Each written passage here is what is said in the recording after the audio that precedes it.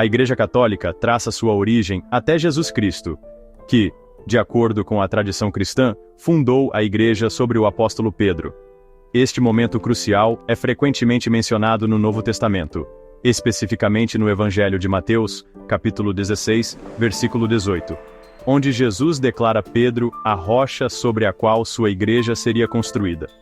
Esta declaração é a pedra angular da fé católica, enfatizando a fundação divina e a continuidade da igreja através da sucessão apostólica. Desde o seu início, a igreja tem sido vista como um corpo espiritual unificador, encarregado de levar os ensinamentos de Cristo a todos os cantos da terra. Jesus incumbiu seus apóstolos de espalhar o Evangelho, marcando o início de uma missão que continua há mais de 2 milênios. A Igreja, portanto, se posiciona não meramente como uma instituição humana, mas como uma entidade divina, preservando os ensinamentos e sacramentos instituídos pelo próprio Cristo. A Igreja primitiva enfrentou inúmeros desafios, incluindo perseguição e disputas teológicas. No entanto, permaneceu firme em sua missão, guiada pelo Espírito Santo. A resiliência da Igreja Católica durante esses anos formativos preparou o cenário para sua expansão e influência por todo o Império Romano, e além, estabelecendo uma base que perduraria através dos tempos. Hoje, a Igreja Católica continua a afirmar sua identidade como a única Igreja verdadeira fundada por Jesus Cristo. Essa crença é central para sua doutrina e se reflete nos ensinamentos e tradições da Igreja, que foram preservados e transmitidos através de gerações de fiéis.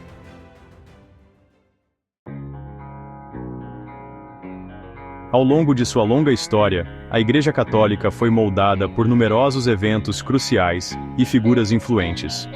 Um dos primeiros eventos significativos foi a conversão de Saulo de Tarso, conhecido como São Paulo, que se tornou um dos apóstolos mais influentes na disseminação do cristianismo, não só para os seus conterrâneos judeus, mas sobretudo para os gentios, aqueles que são considerados pagãos. Não é por acaso que ele é considerado o apóstolo dos gentios. Suas cartas e viagens missionárias deixaram uma marca indelével na teologia e prática cristãs. O Édito de Milão, emitido pelo imperador Constantino em 313 d.C., foi outro marco histórico, concedendo tolerância religiosa aos cristãos e encerrando séculos de perseguição. Este édito abriu caminho para que o cristianismo se tornasse a religião dominante do Império Romano, facilitando o crescimento da Igreja e seu estabelecimento como uma força social e política significativa. A Idade Média viu a ascensão de figuras influentes como Santo Agostinho, cujos escritos teológicos continuam a influenciar o pensamento cristão. Além disso, São Tomás de Aquino, reconhecido como o maior filósofo e teólogo medieval, sintetizou a doutrina cristã com a filosofia clássica, criando um sistema teológico abrangente que permanece central para o ensino católico hoje. A Reforma Protestante, no século XVI, representou um dos desafios mais significativos para a Igreja Católica. Figuras-chave, como Martinho Lutero e João Calvino, iniciaram movimentos que levaram à fratura da cristandade. Em resposta, a Igreja Católica convocou o Concílio de Trento, que esclareceu a doutrina católica e reformou várias práticas da Igreja, reafirmando seus ensinamentos e autoridade. A Igreja cristã se define por meio de 4 atributos distintos: una, santa, católica e apostólica. Essas marcas não são apenas parte integrante da identidade da Igreja, mas também servem como princípios orientadores para sua missão e função. O conceito de unidade reflete a unidade da Igreja na fé, isto é, na revelação divina do Antigo e do Novo Testamento, centralizada na crença compartilhada nos ensinamentos de Jesus Cristo e na liderança do Papa. O atributo de santidade significa a origem divina da Igreja e seu chamado para guiar seus membros em direção a uma vida de santidade e graça. Por meio dos sacramentos e das práticas litúrgicas, a Igreja visa santificar seus seguidores, promovendo um ambiente espiritual propício à santidade pessoal e comunitária. Essa santidade não é meramente uma aspiração de alguns poucos indivíduos mais dedicados à vida virtuosa, mas é vista como uma característica essencial da missão da Igreja no mundo, ou seja, é uma finalidade de santificação, disponível a todos quantos queiram, de boa vontade, abraçar a fé cristã e viver de acordo com o Evangelho de Jesus Cristo. O termo católica, derivado da palavra grega, que significa universal, destaca a missão da Igreja de alcançar todas as pessoas em todo o mundo. Essa universalidade se manifesta em seus ensinamentos, que se destinam a toda a humanidade, transcendendo fronteiras culturais, raciais e nacionais. A natureza católica da Igreja se reflete em sua presença global e na diversidade de seus membros, unidos no mesmo sentido de fé, apesar das diferenças geográficas e culturais. Por fim, a Igreja é apostólica, indicando sua fundação sobre os apóstolos e a continuidade de seus ensinamentos através da sucessão apostólica. Este atributo afirma que a Igreja mantém uma linha ininterrupta de liderança espiritual, desde os apóstolos até os bispos de hoje, garantindo a fidelidade de seus ensinamentos e sacramentos aos instituídos por Cristo. Os atributos da Igreja Católica encontram suas raízes e validação na Bíblia, que serve como o texto fundamental para a doutrina e crença cristãs. Nunca devemos esquecer que a Igreja de Nosso Senhor Jesus Cristo é, por sua origem divina, e sempre será, pela promessa do mesmo Cristo ao dizer que as portas do inferno não prevaleceriam contra ela. Una, santa, católica e apostólica por essência e origem divina. E essa Igreja cristã carregou o título de Romana por muitos séculos, já que sua sede apostólica foi transferida e perdurou em Roma. A seguir, veremos as referências bíblicas desses atributos essenciais da Igreja: unidade ou unicidade, santidade, catolicidade ou universalidade e apostolicidade. A unidade da Igreja é enfatizada em passagens como Efésios, capítulo 4, versículos 4 a 6, onde o apóstolo Paulo fala de um só corpo, um só Espírito, um só Senhor e uma só fé, destacando a unidade e singularidade da fé e missão da Igreja. A santidade, que, como já foi dito, também é um dos atributos definidores da Igreja, se reflete em passagens como 1 Pedro, capítulo 1, versículos 15 e 16, que chama os crentes a serem santos como Deus é santo. Esse chamado à santidade é central para a missão da Igreja, encorajando seus membros a viver de acordo com os ensinamentos e o exemplo de Jesus Cristo, buscando pureza espiritual e graça. A natureza católica, ou universal, da Igreja é apoiada pelo mandamento de Cristo em Mateus, capítulo 28, versículo 19, onde ele instrui seus apóstolos a irem e fazerem discípulos de todas as nações. Essa diretiva ilustra a missão da Igreja de espalhar o Evangelho universalmente, isto é, em todo o orbe terrestre, transcendendo fronteiras culturais e nacionais, para alcançar todos os cantos do mundo. A Igreja é apostólica, pois tem sua origem nos apóstolos de Cristo. A fundação apostólica da Igreja é evidente em Atos capítulo 2, versículo 42, onde os primeiros cristãos são descritos como dedicados ao ensino e à comunhão dos apóstolos. Esta passagem, entre outras, destaca a importância da sucessão apostólica, garantindo a continuidade dos ensinamentos e da autoridade da Igreja desde os apóstolos até os dias atuais. Imperador Constantino e o Concílio de Nicéia.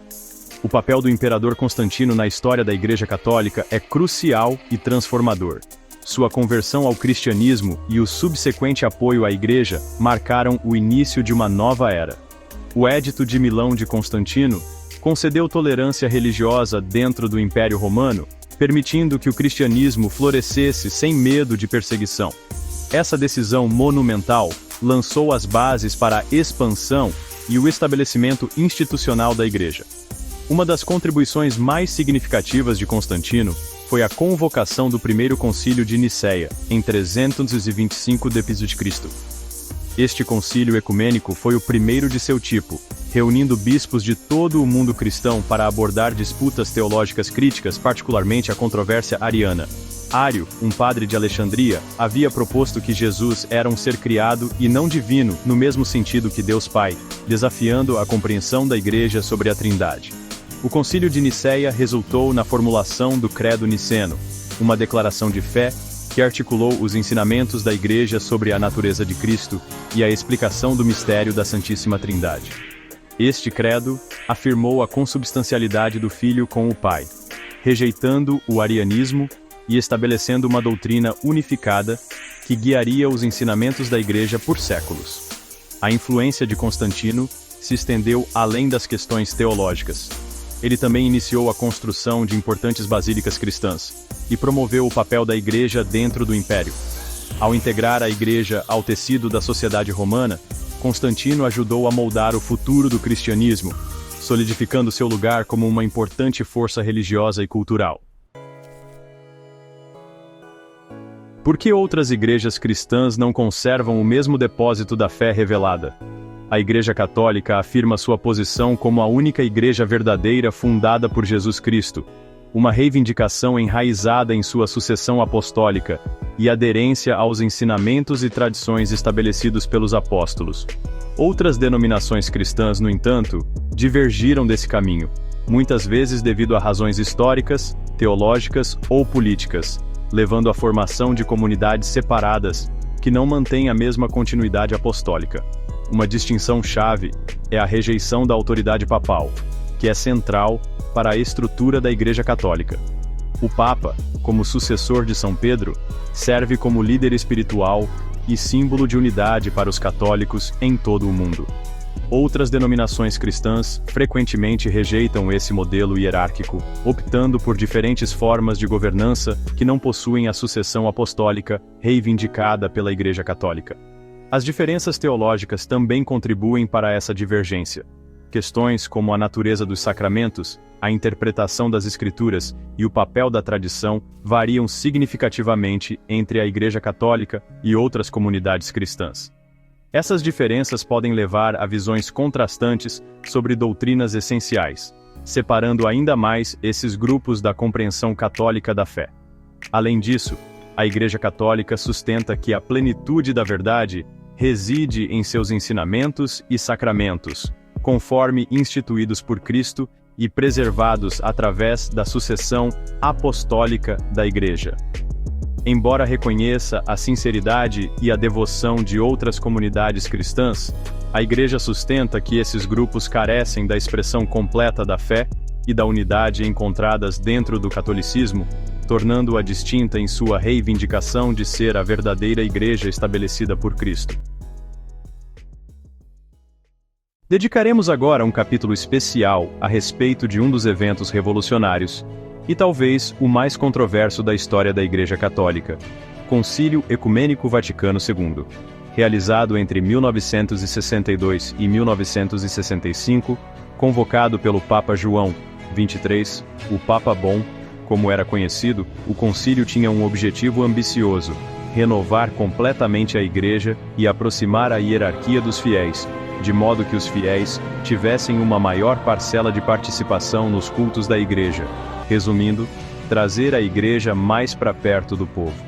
E não só isso, os esforços dessa renovação eclesial tendiam em abrir a Igreja para o mundo não católico, e dando valor para outras igrejas cristãs, que não fazem parte da única Igreja cristã e católica de todos os tempos, modificando assim o entendimento tradicional da Igreja única, santa, apostólica e universal, que até então havia imperado por tantos séculos, produzindo uma nova visão a respeito da Igreja de Jesus Cristo como o povo de Deus, e não só como a cúpula, os padres, os bispos e o Papa, mas principalmente como Igreja unida na diversidade de ministérios, carismas e apostolados, promovendo assim, em detrimento do espírito tradicional católico, o diálogo com os chamados irmãos separados, os protestantes e, inclusive, com quem não é cristão. Imaginem só, tudo isso para expandir a catolicidade, isto é, a universalidade da Igreja, para mostrar que a Igreja é para todo mundo.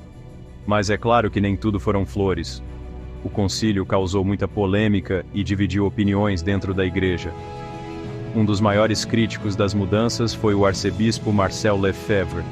Ele discordava, e muito, principalmente das reformas litúrgicas, das mudanças nas missas, e do ecumenismo, essa ideia de diálogo com outras religiões. A resistência dele foi tão grande que ele acabou fundando a Fraternidade Sacerdotal São Pio X, um grupo que até hoje rejeita algumas decisões do Vaticano II. Tudo para manter a tradição, considerada sacrossanta e intocável, seus ritos sagrados, sua doutrina e moral divinamente reveladas e historicamente estabelecidas e desenvolvidas há quase 2000 anos. E teve também o caso do movimento reacionário de El Palmar de Troia, na Espanha. Uma história para lá de curiosa. Esse grupo espanhol tradicionalista dizia receber revelações divinas, que denunciavam o modernismo e progressismo que estavam desmantelando toda a sacrossantidade de 2000 anos de história da Igreja Católica.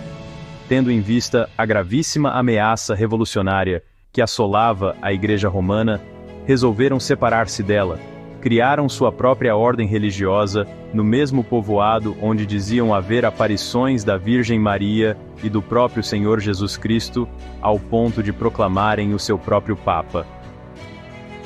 Imagina a confusão. Isso demonstra, mais uma vez, as divisões profundas que a modernização da Igreja no século XX causaram, como também o profundo descontentamento geral por parte dos tradicionalistas contra as inovações do Segundo Concílio Ecumênico do Vaticano. Essa tentativa de equilibrar tradição e modernidade como se fosse um cabo de guerra. Apesar das polêmicas, o Vaticano II deixou sua marca. A ideia da Igreja como povo de Deus, por exemplo, ajudou a criar uma comunidade mais inclusiva e participativa. E o diálogo com outras religiões abriu caminhos para o respeito e a cooperação. É como se a Igreja tivesse se aberto para o mundo, deixando de ser uma torre de marfim inviolável da elite intelectual religiosa, se tornando uma igreja mais aberta ao público leigo, como uma casa popular ou uma comunidade mais simples, na qual os fiéis leigos têm uma influência maior, sem aquele rigor todo de um clericalismo religioso que havia antes do único concílio ecumênico modernista da história da Igreja Católica, Apostólica e Romana. O espírito de renovação e abertura do Vaticano II continua influenciando a Igreja até os dias de hoje, mesmo com as tensões e divisões que surgiram e que, todavia, continuam a surgir hoje em dia. Afinal, como diria o ditado, água mole em pedra dura, tanto bate até que fura. E a Igreja, aos poucos, vai se adaptando aos novos tempos, sem perder sua essência. A influência da Igreja Católica na sociedade moderna, apesar das disputas, conflitos e desentendimentos provocados durante e após o último Concílio do Vaticano. A influência da Igreja Católica continua se estendendo vigorosamente sobre boa parte do mundo e vai muito além de seus ensinamentos religiosos, impactando vários aspectos da sociedade moderna. Com mais de 1 bilhão de adeptos globalmente, a Igreja desempenha um papel significativo no tratamento de questões sociais, políticas e éticas. Seus ensinamentos sobre justiça social, dignidade humana e o bem comum moldaram políticas públicas e inspiraram movimentos por mudança em todo o mundo. No âmbito da educação, a Igreja Católica estabeleceu uma vasta rede de escolas, faculdades e universidades, fornecendo educação de qualidade a milhões de estudantes. Essas instituições são renomadas por sua ênfase na excelência acadêmica e no desenvolvimento moral, contribuindo para o crescimento intelectual e ético de seus alunos. O compromisso da Igreja com a educação reflete sua missão mais ampla de promover o florescimento humano por meio do conhecimento e da virtude. A Igreja também desempenha um papel crucial no fornecimento de ajuda humanitária e serviços sociais. Organizações e instituições de caridade católicas estão frequentemente na linha de frente da resposta a crises, oferecendo assistência aos necessitados, independentemente de sua origem ou crenças. Esse compromisso com a caridade e o serviço exemplifica a dedicação da Igreja em viver o chamado do Evangelho ao amor e ao serviço ao próximo, refletindo seus valores fundamentais de maneiras tangíveis. Além disso, a Igreja Católica continua a se engajar em diálogos com outras religiões e culturas, promovendo a paz e a compreensão em um mundo diverso e frequentemente dividido. Por meio de iniciativas como o diálogo interreligioso e esforços ecumênicos, a Igreja busca construir pontes e fomentar a cooperação entre diferentes comunidades religiosas e culturais, esforçando-se para contribuir para uma sociedade global mais harmoniosa. A singularidade e importância da Igreja Católica. A jornada da Igreja Católica, desde sua fundação por Jesus Cristo até sua influência atual, é um testemunho de sua importância duradoura e papel único no mundo. Como a única Igreja verdadeira, ela reivindica uma linhagem direta com os apóstolos e mantém uma continuidade de ensino e tradição que a diferencia de outras denominações cristãs. Essa sucessão apostólica é uma marca registrada de sua autenticidade e autoridade, fundamentando seus ensinamentos na mensagem original de Cristo. Os atributos da Igreja, una, santa, católica e apostólica, servem como princípios orientadores que definem sua missão e identidade. Essas marcas não apenas destacam a fundação divina da Igreja, mas também enfatizam seu chamado universal para evangelizar e santificar todas as pessoas. O compromisso da Igreja com esses atributos garante a preservação de sua fé e a integridade de sua missão ao longo dos tempos. Na sociedade moderna, a Igreja Católica continua a exercer uma profunda influência, abordando questões urgentes e promovendo mudanças positivas. Sua dedicação à justiça social, educação e obras de caridade ressalta seu compromisso com a melhoria da humanidade, incorporando o chamado do Evangelho ao amor e ao serviço ao próximo. Por fim, a posição única da Igreja Católica, como a verdadeira Igreja fundada por Jesus Cristo, destaca sua importância tanto no âmbito espiritual quanto social. Seus ensinamentos e tradições fornecem uma base para a fé e a moralidade cristãs, guiando os crentes em sua jornada rumo à santidade e à vida eterna. À medida que continua a navegar pelos desafios do mundo moderno, a Igreja permanece um farol de esperança e uma fonte de força espiritual para milhões ao redor do globo.